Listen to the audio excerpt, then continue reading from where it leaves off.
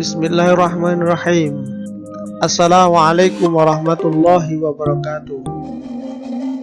Alhamdulillahilladzi arsala rasulahu bil huda wa dinil haqq liyudhhirahu 'ala ad-dini kullihi wa kafa billahi syahida. Asyhadu an la ilaha illallah wa asyhadu anna Muhammadan abduhu wa rasuluh. Allahumma shalli ala Muhammad wa ala alihi wa sahbihi wa mawala, amma ba'du. Sahabat sekalian, alhamdulillah kita sudah sampai pada hari ke-9, pada materi yang ke-9, yakni menyusun alur materi khutbah. Setiap materi mempunyai alur yang perlu disiapkan oleh para khatib.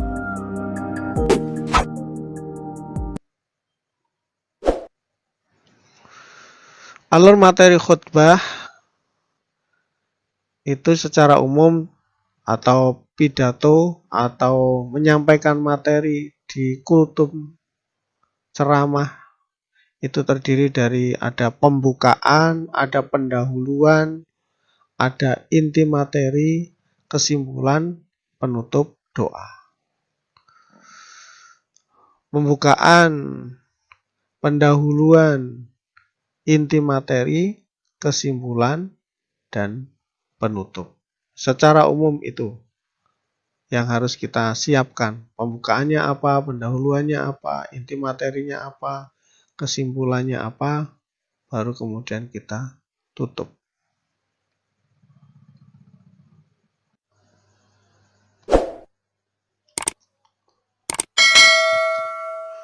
Pembukaan. Di dalamnya ada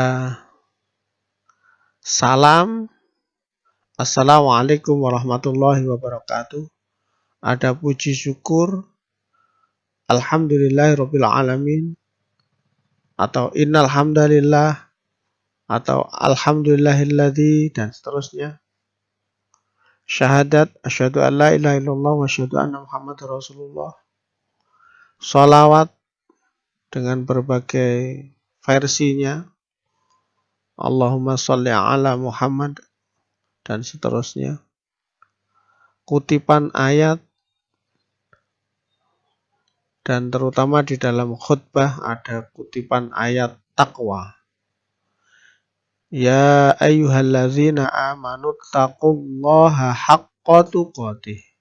Ittaqullaha haqqa tuqatih wa la tamutunna illa wa antum muslimun.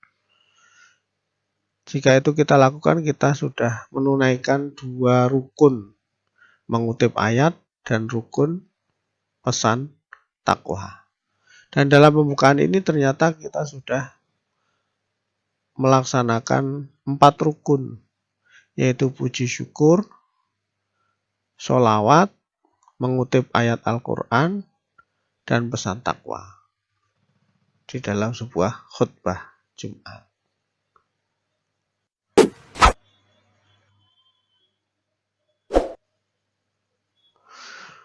Pendahuluan materi sebagai pengantar materi inti. Dikutip kisah yang relevan, dikutip dalil yang terkait dengan materi Al-Quran, hadis, pendapat atau dalil akli, dikutip pengertian atau definisi istilah terkait dengan istilah-istilah yang ada di dalam topik atau materi yang disampaikan. Sehingga dengan kisah atau dalil atau pengertian ini menjadi pengantar, awalan sebelum materi ini.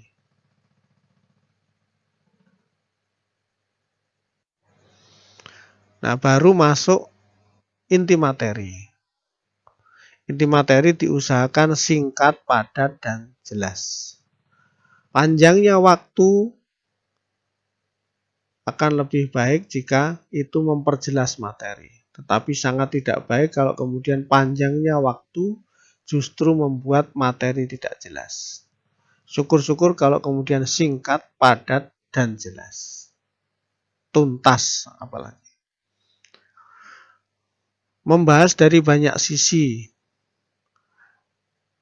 Membahas dari sudut pandang yang berbeda-beda sehingga menjadikan lebih mudah difahami atau memperjelas topik.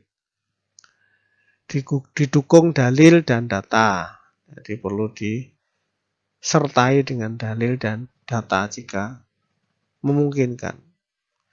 Jika ada khilafiyah, perbedaan pendapat, jika kita paham tentang itu harus disampaikan agar audien atau jamaah tidak bingung. Dan setelah inti materi disampaikan dari pendahuluan dan seterusnya, kita harus sudah bisa membayangkan bahwa materi itu mudah disimpulkan. Atau kita bisa mengambil kesimpulan nantinya. Jangan sampai malah kita bingung sendiri tadi sudah ngomong apa.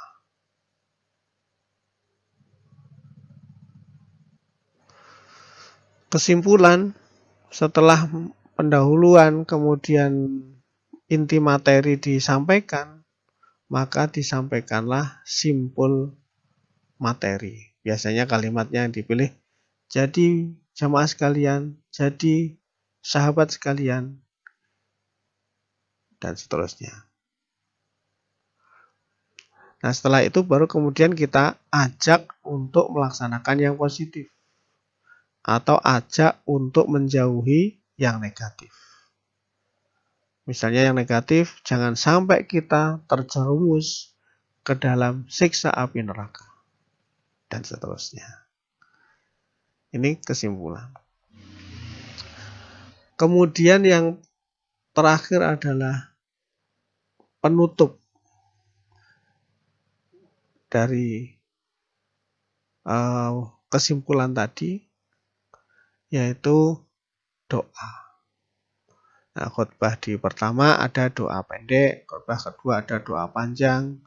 Fokus doa adalah doa keselamatan dunia dan akhirat. Sehingga dengan demikian, sahabat sekalian, kita bisa menuntaskan materi itu dengan baik. Jadi ada pendahuluan, ada inti materi, ada kesimpulan. Itu sebagai panduan bagaimana kita menyusun alur materi yang akan kita sampaikan. Mudah-mudahan bermanfaat. Alafu minkum. Wabillahi taufiq wal hidayah. Wassalamualaikum warahmatullahi wabarakatuh. Terima kasih sahabat sekalian.